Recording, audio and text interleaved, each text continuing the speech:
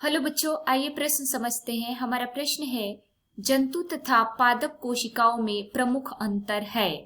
हमारा पहला विकल्प है जंतु कोशिकाओं में कोशिका भित्ति का अभाव, दूसरा पादप कोशिका में कोशिका भित्ति का अभाव, तीसरा जंतु कोशिकाओं में मजबूत कोशिका भित्ति पाई जाती है तथा चौथा विकल्प है पादप कोशिका में कोशिका झिल्ली का अभाव। आइए समझते हैं। बच्चों, सबसे पहले हम अपने प्रश्न की मुख्य अवधारणा को समझेंगे। मुख्य अवधारणा, हमारे प्रश्न में हमसे जंतु तथा पादप कोशिका में प्रमुख अंतर को पूछा गया है।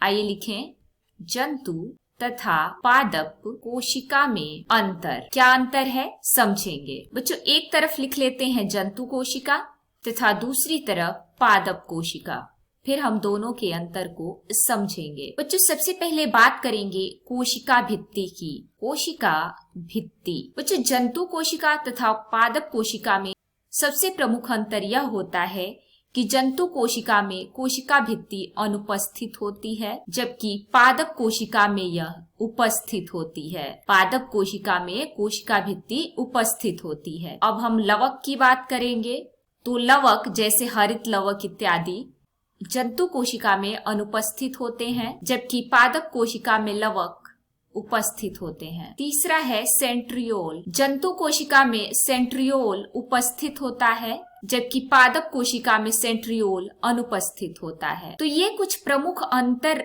जंतु कोशिका और पादप कोशिका में आपने समझा। तो अब हम अपने विकल्पों की तरफ चलें तो हमारा ए विकल्प सही होगा। जंतु कोशिका में कोशिका भित्ति का अभाव होता है। यही प्रमुख अंतर है जंतु तथा पादप कोशिका में। उम्मीद है आपको प्रश्न समझ में आया होगा। धन्यवाद।